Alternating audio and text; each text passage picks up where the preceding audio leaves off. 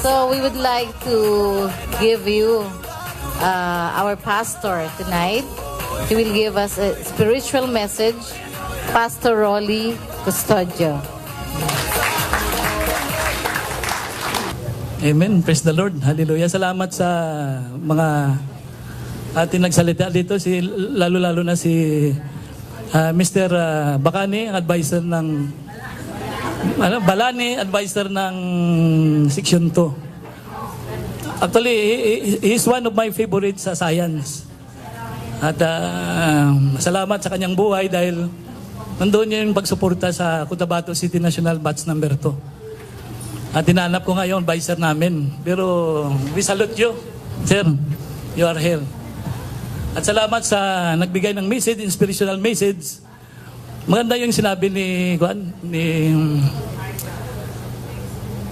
ating former valedictorian, si Maricel Cabanban.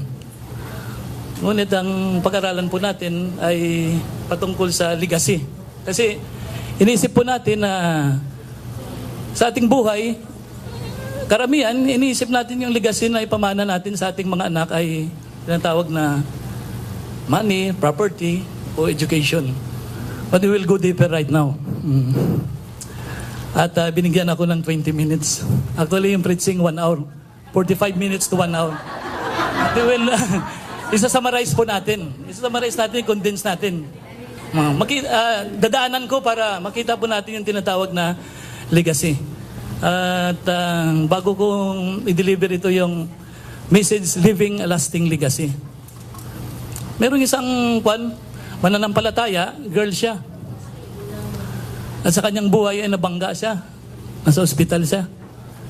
Sabi niya, Lord, when her spirit go to heaven, Lord, bakit mo naman ako kinuha na? Sabi niya, pwede mo ba ako bigyan pa ng 40 years? Dagdag ng buhay, sabi niya, sabi ng Panginoon, sige, bibigyan kita ng 40 years. Okay, ang ginawa niya sa loob ng hospital ay nagpa-nose lift siya, nagpa-live suction siya, medical treatment sa kanyang body, at lumabas siya. At pag lumabas siya after several months, nabanggaan sa ulit, namatay siya. Sabi niya, bakit Lord? Namatay na ako 3 buwan pa lang. Hindi ba binigyan mo ako ng 40 years? Sabi niya, is that you? I thought somebody was hit. Nga ako yun, Lord, sabi ko. Sabi ng Panginoon, nakuha niyo ba yung joke? Ganun po tayo sometimes tayo sa ating buhay ay makita po natin na we have to live naturally. Kasi pag mabuhay tayo naturally, ay makikita po ito ng ating mga anak. Kaya, I will define legacy, money or property bequeathed to another by will, or something handed down from an ancestor or predecessor from the past. Legacy are rare or special gifts. Sabi, handed over from one person to another, from one generation to another generation. As believers, siguro tayo naniniwala naman tayo ng Diyos, no? Iba-ibang religion tayo dito.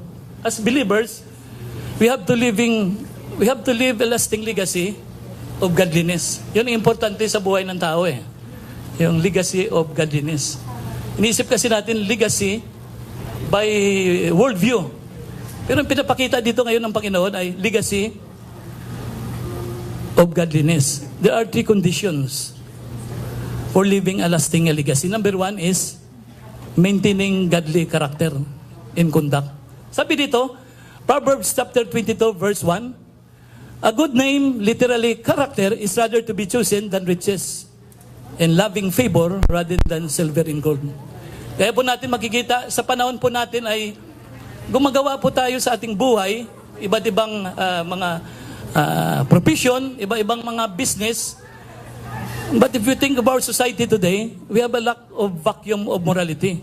Okay lang, pag gumawa ako, yan sabi nga dito, okay lang, pag if I sleep to another woman, anyway, there are many persons know that I am will profession surgeon. Okay lang, I will cheat in the profession. Kikita naman ako, magaling ako na attorney eh. Okay lang, super salesman ako. Marami ako na produce na sales. Pero chinichit ko naman yung tax return ko. Kaya po nakikita po natin, gumagawa po tayo sa ating buhay na okay lang. Kasi majority ang gumagawa nito eh. Di ba?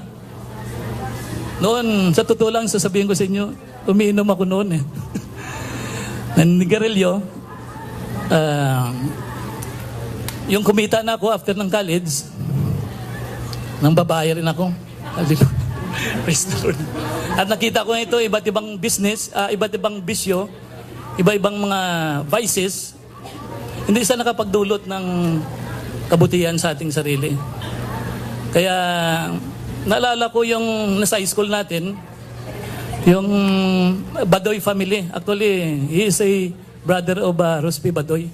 And yung isa pa, yung panganay ninyo, anong pangalan? No. At saka yung isa pa, yung babae, sunod sa iyo. Si Philaine, naging member ako ng Psalm. Member at doon ako natuto. At sinalo ako ni Ramel Pausal at doon din ako natuto. Na-develop yung faith, pananalig ko sa Panginoon. Kaya ako ay nag-pursue na maglingkod sa Panginoon. Alam mo yung paglilingkod dito sa Pilipinas, nahihirapan yung mga pastor eh. Ibig sabihin, dahil kuripot yung mga member, hindi sila makapag-love gift. Sa Saudi Arabia naman, ay naglilingkod kami doon. Meron kami allowance bawat preaching namin. Pero hindi po namin kinukuha. Binibigay pa rin namin ng love gift. Sabi ko nga sa mga kamember namin doon sa Jesus is Lord Global Ministry, sabi, the Lord will not return in vain. Pag ikaw ay patuloy, naglilingkod sa Kanya at nakikita niya yung motive mo sa heart. Kaya makita po natin na according to Chuck Swindoll, sabi niya dito, the perception is that you can do this thing and still be a good believers of God or Christian.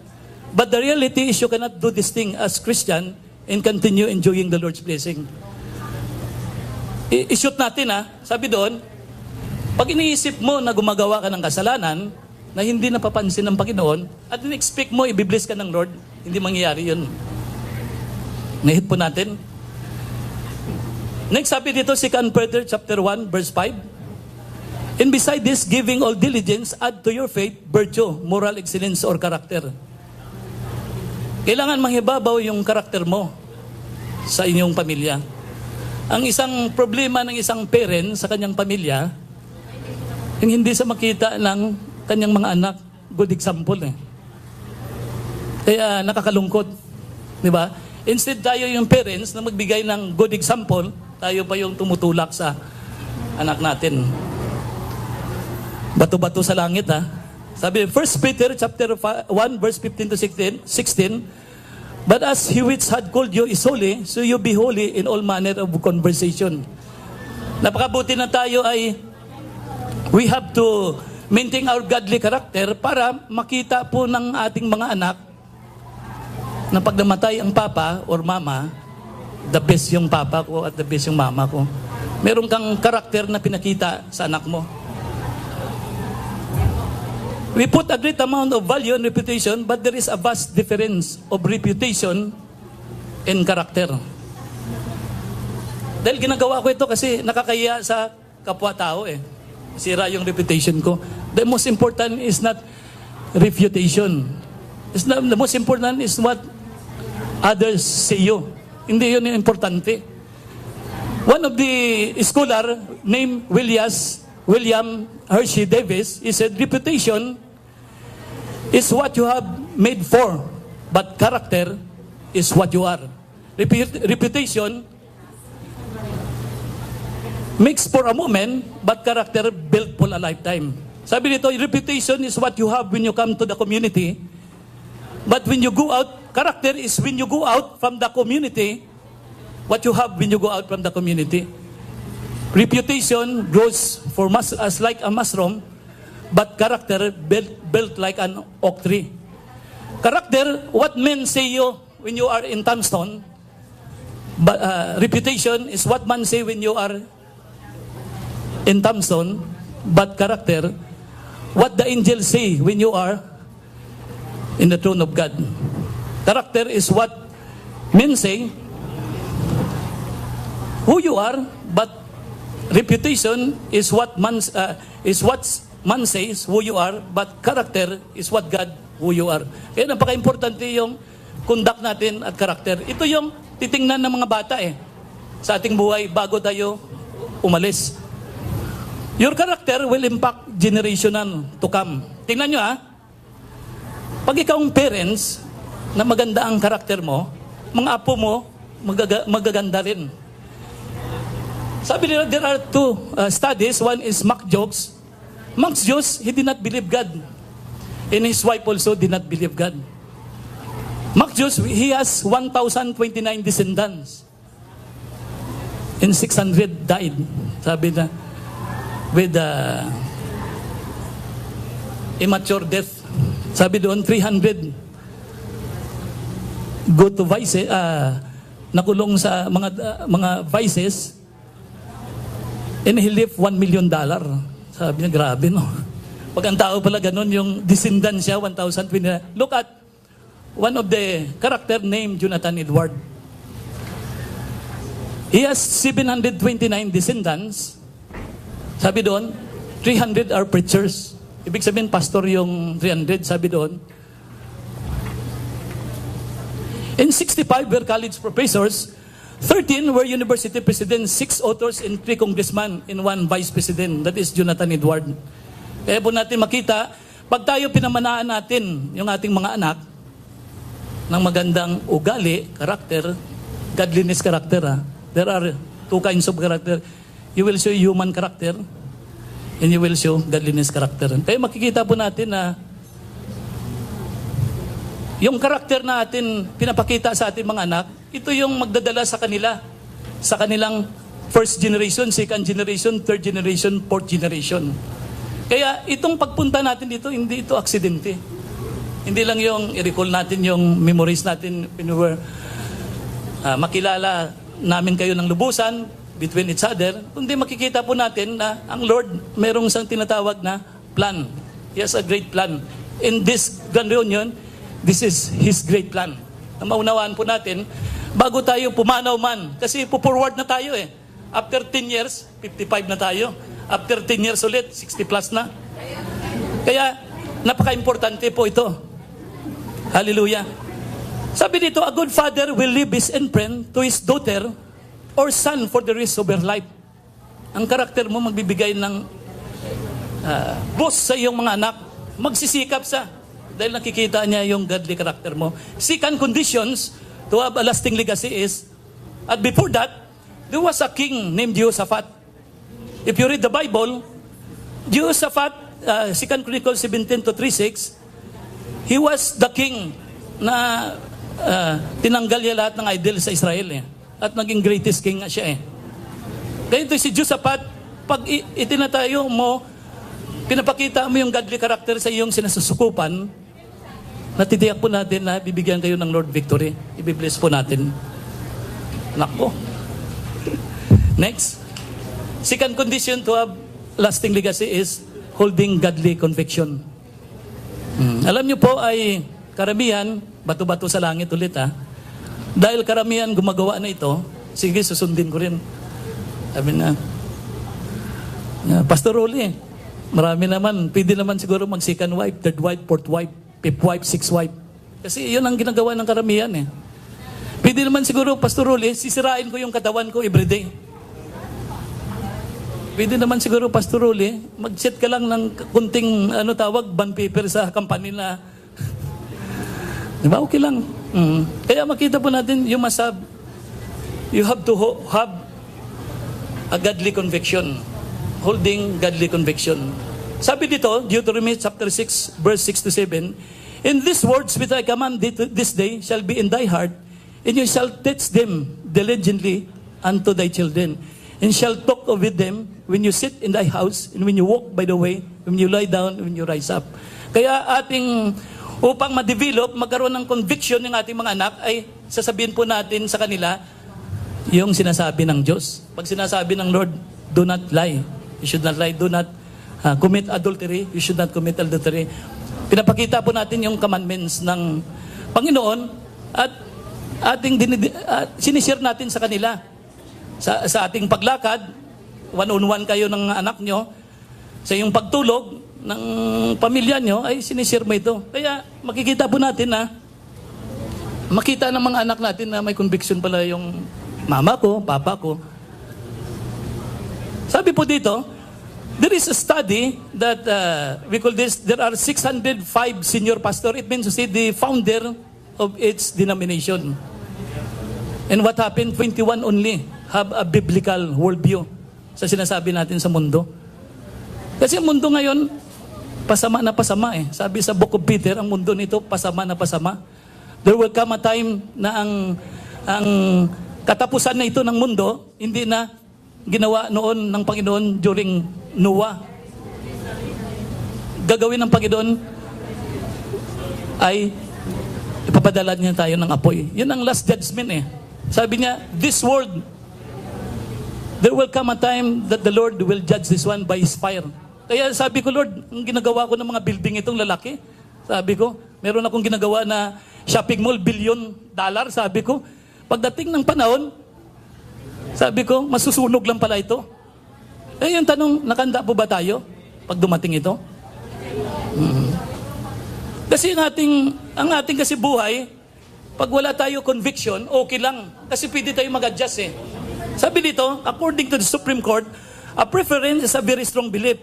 Held with great strength, you can give your entire life in full-time way to the service of the preference. You can also want to teach this belief to your children, and the Supreme Court may still rule that is a preference. Preference is strong belief, but a belief that you will change under right circumstances. Ang ibig sabihin, dahil hindi ka naman nakikita ng Lord Brad, okay lang yan. Sabi na, dali mo na yung isang kupunban sa office mo. Kasi wala naman nakakita, okay lang. Dahil may conviction ka, sasabihin mo sa kasama mo, Brad, kasalanan yan. Conviction din tayuan mo. May isang bishop, ang name is Athanias, sabi niya dito, early bishop of Alexandria stoutly opposed the teaching of Arius, who declared that Christ was not the eternal Son of God. Kita po natin ha. Sabi niya sa panahon niya, sabi ni Aristanias, sabi niya kay Aris, bakit dinideclared mo ang Panginoon na Son of God? Kaya ito ay kumalat sa emperor. Sabi niya kay Athanias, the emperor said to Athanias, do you not realize that all the world is against you? I know, said by Athanias, quickly answered, then I am against the world. Ang ibig po sabihin, pag may gumagawa ka ng bagay ng Diyos, marami ang magtuligsa. Tandaan niyo yun. Buong kasamaan mo sa trabaho, buong kapitbahay mo, buong kamag-anak mo. Sabi niya nga dito, then I will against the Lord. This is conviction eh. 2 Timothy, sabi niya, I'm not ashamed for I know when I have believed and I am persuaded that He is able to keep that which I have committed unto Him against that day. Hold fast the form of sound words which you have heard of me. Makita po natin na ito si Timothy, meron sang mother, good character yung mother niya. Meron sa rin grandmother, good character ang mother niya. Kaya ito yung bata na ito ay nagpatuloy sa Panginoon, ginamit ng Lord.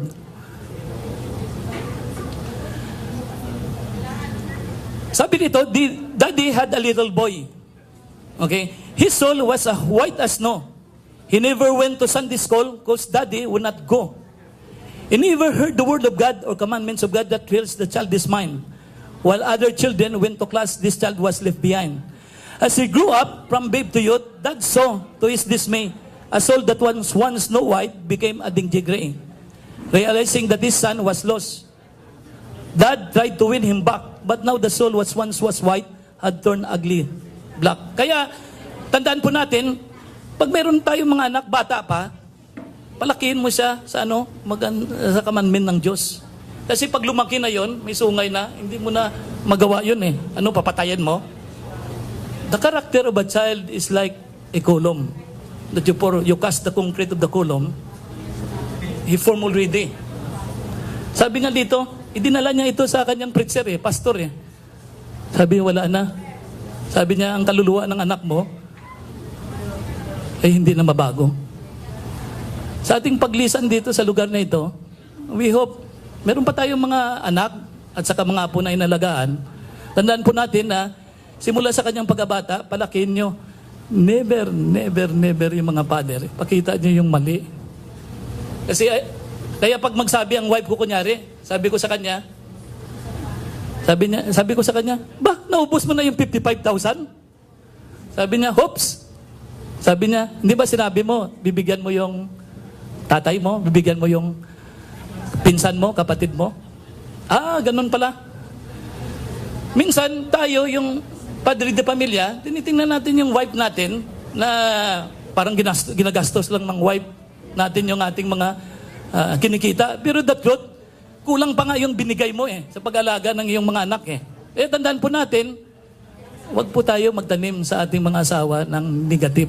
Never, never put word of negative. Kahit sa mga anak po natin, pag sinabi mo kunyari sa mga anak mo, sabi niya, wala ka talaga pag-asa. Nagtatanim ka doon Nagtatanim ka ng seed sa kanya. Pag lumaki yan, sabi niya, wala kang pag-asa, wala pag-asa. Ganun naririnig niya sa tatay niya Kaya, tingnan niyo yung kaluluwa ng mga anak niyo. Number 3. Malapit na tayo ng 5 minutes na lang. Sabi dito, the 3 conditions to have a lasting legacy of godliness, sabi dito, demonstrating godly compassion. Colossians chapter 3, verse 21, fathers, do not provoke your children, lest they be discouraged. Tayo mga ama at nagpapalaki sa ating mga anak, wag na wag kayo magbigay ng negative sa inyong mga anak. Kasi pag nagbigay kayo ng negative sa iyong mga anak, kikimkimin nyo yun. Paglaki ng iyong mga anak, sasabihin niya, ganun, yung tatay ko, sabi niya doon, palamura. Yung tatay ko, puro negative. Yung tatay ko, hindi mabait. Masakit yun di ba? Pag lumaki yung mga anak mo, at yun ang ugali mo, nako. Kaya, sabi dito, Ephesians chapter 6 verse 4, and fathers, do not provoke your children to wrath, but bring them up to the nurture and admonition of the Lord. Kaya tayo, pag nagkamali yung anak natin, kausapin po natin. Ang ginagawa ng mga mother, kuha agad ng, gano'n, hindi gano'n, relax. Relax. Kumakailan lang yung anak ko na bunso ay nagkasakit siya. Hindi ko maintindihan yung sakit. At of course, pag ikaw yung nanay, pag nagkasakit yung anak mo, diskaril ka. Hindi mo maunawaan ang gagawin mo. Isa Saudi ako. Hindi niya naman ako pwede sasabihan, pupunta ka dito, titingnan mo yung anak mo. Sabi ko sa kanya, relax. Kasi, kung kalooban ng Diyos na siya ay gagamitin pa, bibigyan nyo ng buhay ng Lord. Tayo Kaya tayo, sa ating pagpalaki ng ating anak, hindi natin sila ipuprovoke. Sabi dito, next, we need parents that demonstrate love. Kaya, tayo yung parents, kailangan natin demonstrate yung pag-ibig natin sa ating mga anak. Kung ikaw yung asawa, i-demonstrate mo sa kanyang spouse at saka husband. Give and take Next, sabi in Titus chapter 2 verse 4, that they may teach the young women to the sober to love their husband, to love their children. Kaya, importante sa ating buhay, bago tayo umalis pagbalik natin sa ating mga tahanan, sasabihin po natin sa ating asawa, sabi niya, you are the best wife that I ever had. You are the best children that I ever had. Sasabihin rin natin ba, para mapalakas sila. Hindi tayo alis dito na wala tayong blessings ibibigay sa ating pamilya. Next, sabi dito, Galatians chapter 5, verse 13, brethren, you have been called unto liberty, only use the freedom for an occasion to the flesh, but love, serve one another. Ibig sabihin, meron tayong kalayaan pumili Pero wag mo susundin yung dikta ng flesh mo. Susundin mo dikta ng espiritu mo. Na mag-extend ka ng pag-ibig. Before we end up, I want to read this one Okay, sabi dito, one of the main reason people hold false precision of God is our tendency to project unto God the unloving characteristic of the people we look up to. We tend to believe that God is going to treat us as others do. This is because our negative images are often rooted in emotional hearts and destructive patterns of relating to people that we carry with us from our past. Imagine a little girl of 7 who has known only rejection and abuse from her father, whom she loves dearly. Pansinin nyo yung ama, palagi niya in-abuse yung anak niya. Alam mo na, yung anak na babae, mahal niya yung father niya. Pero wala sa amin nakita na, magandang halimbawa sa kanyang anak. Kaya in-abuse niya dito. Sabi dito, what is, at Sunday school, she is taught that God is her heavenly Father. What is her perception of Him going to be? Based on her experience with her natural father, she will see God as unstable, rejecting, abusing person she cannot trust. If your father was distant, impersonal, and uncaring, He will not intervene for you. You are unworthy of God's intervention in your life. Kaya napakahirap na pag ang ama at pag unkind ka sa anak mo, tinignan niya ang Diyos, unkind rin Kaya tayo mga parents kasi, tayo yung little gods. Tayo yung tinitingnan ng ating mga anak Kaya napaka-importante, magpakita ka ng kabutihan sa iyong anak. Para yung anak mo ay titingnan niya rin yung Diyos. Mabait ang Diyos. Di ba? Kung nagpapakita ka na accepted mo yung anak mo sa kanyang weakness, mabait ang Diyos, accepted ako. Nagpapakita ka, mapagbigay ka sa iyong anak, mabait ang Diyos, pagbigay ang Diyos.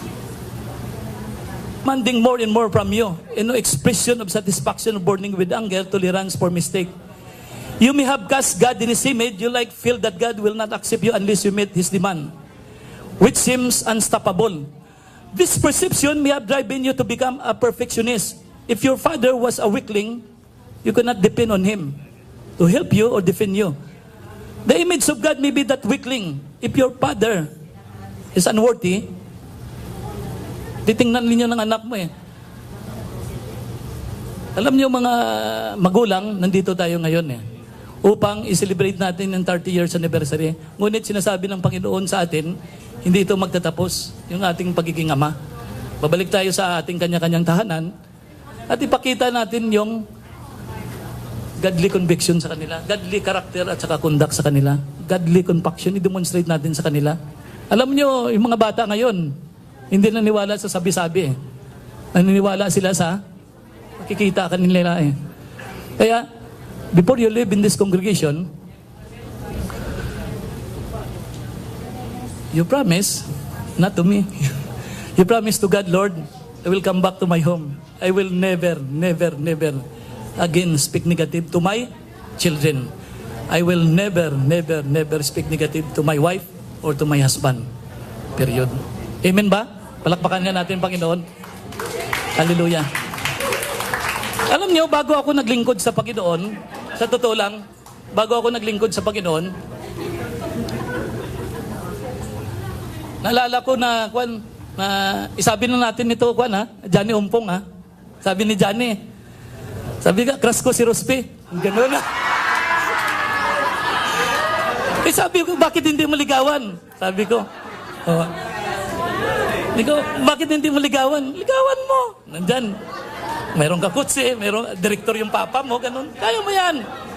Ganun. Pero, padaplis-daplis lang sa kay Rospe. Ganun. Iwan ko kung nag-propose Nag-propose ba? Nag-propose pa Rospe? Hindi.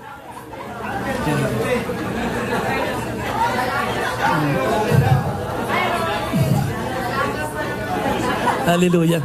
Praise the Lord. Yung totoo, yung panahunan natin noon ay tinitingnan ko ang priority ko yung pag-aaral Kasi alam ko na pag pinagbutihan ko ang aking pag-aaral, ito yung magdadala sa akin At hindi ako nagkamali At the same time, hindi ko lang pinagbutihan yung aking professions, pinagbutihan ko rin ang paglilingkod sa Panginoon. Kaya sabi ng Panginoon sa Matthew 6:33, seek first. This is the key verse. This is the key secret. Sabi ko yung siniran ko doon, ito yung secret ngayon. Sabi doon, seek first His kingdom in all His righteousness, in all these things shall be added unto you. Pag sinik mo ang Lord, nandun na lahat yung blessings, pero dadagdagan niya pa. Overflowing. Alam niyo mga kabats, ngayon, sinabi ko yung tatlong legacy na magpakita tayo ng godly character sa ating mga anak. Magpakita tayo na meron tayong right conviction i-demonstrate natin ang ating pag-ibig. Alam niyo mga kabats, may pinaka greatest legacy.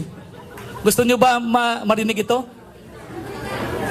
Gusto niyo ba marinig yung pinaka greatest legacy? Parang hindi ko malakas. Gusto niyo ba marinig yung pinaka greatest legacy? Praise the Lord. Alam mo, pag tayo ay titingnan ng Diyos, ito yung greatest legacy. Tayo lahat ay mapupunta sa impyerno. Kasi sinners nga tayo eh. Sabi ng religion, do this one so that you will be saved.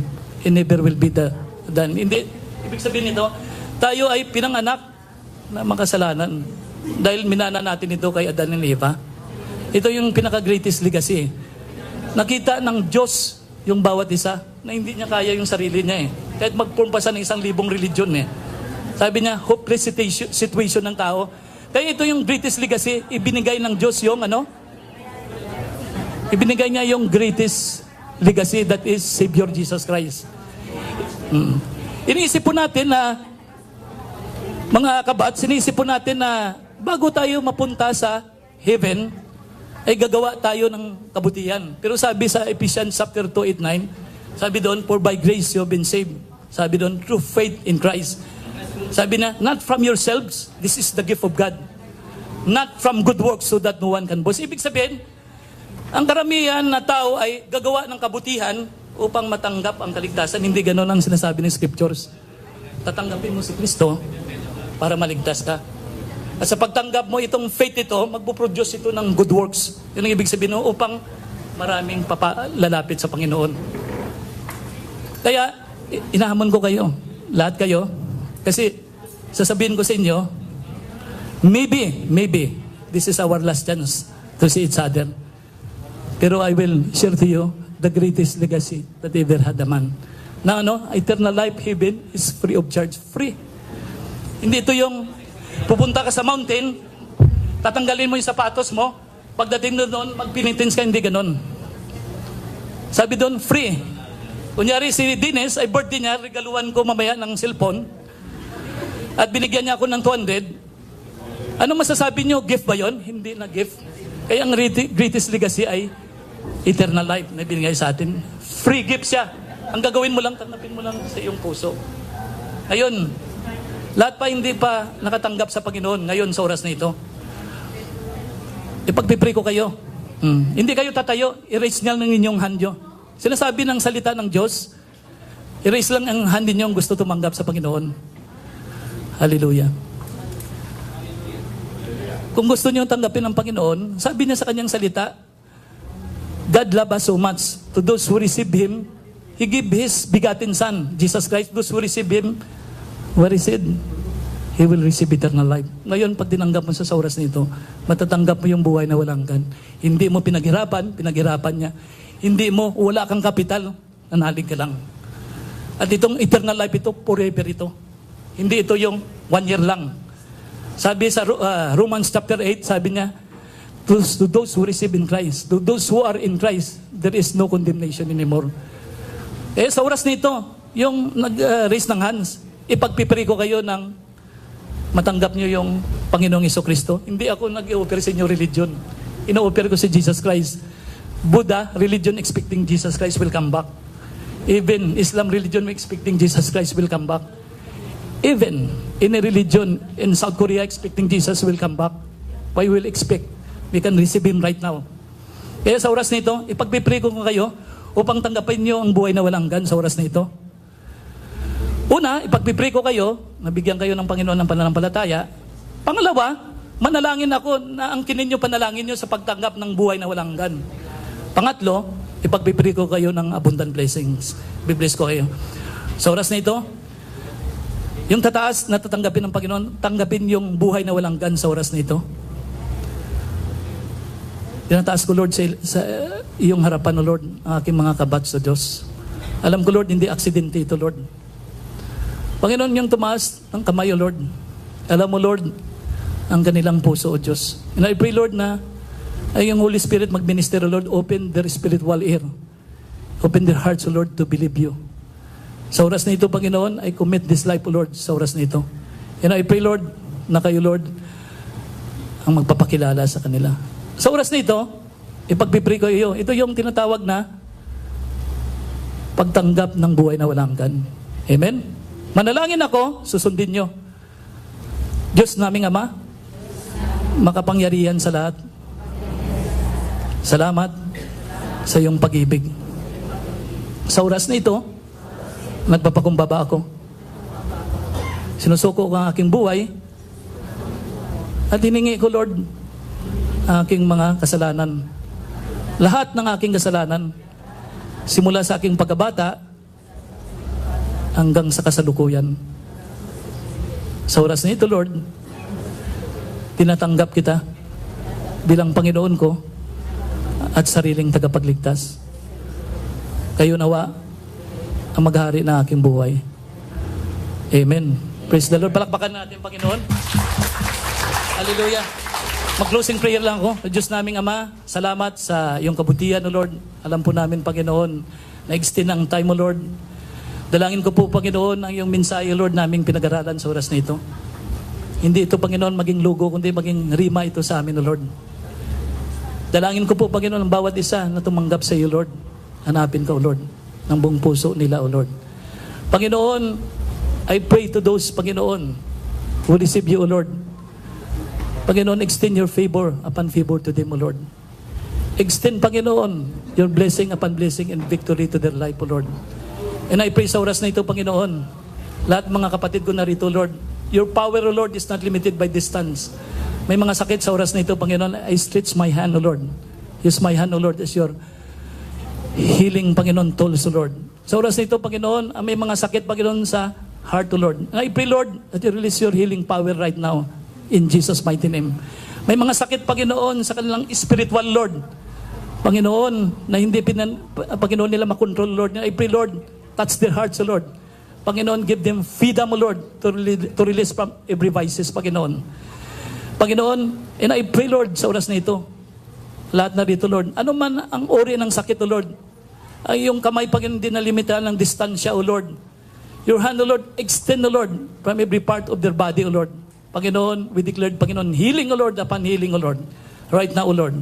Dalangin ko po, Panginoon, na kayo, Lord, ang mag-minister, O Lord, as we leave this place, O Lord. Once again, Father, we thank you, Lord. We give back to you the glory, all the praises. In Jesus' mighty name, all brethren say, Amen. Praise the Lord. Amen. Amen. Maraming salamat, Pastor Rolly.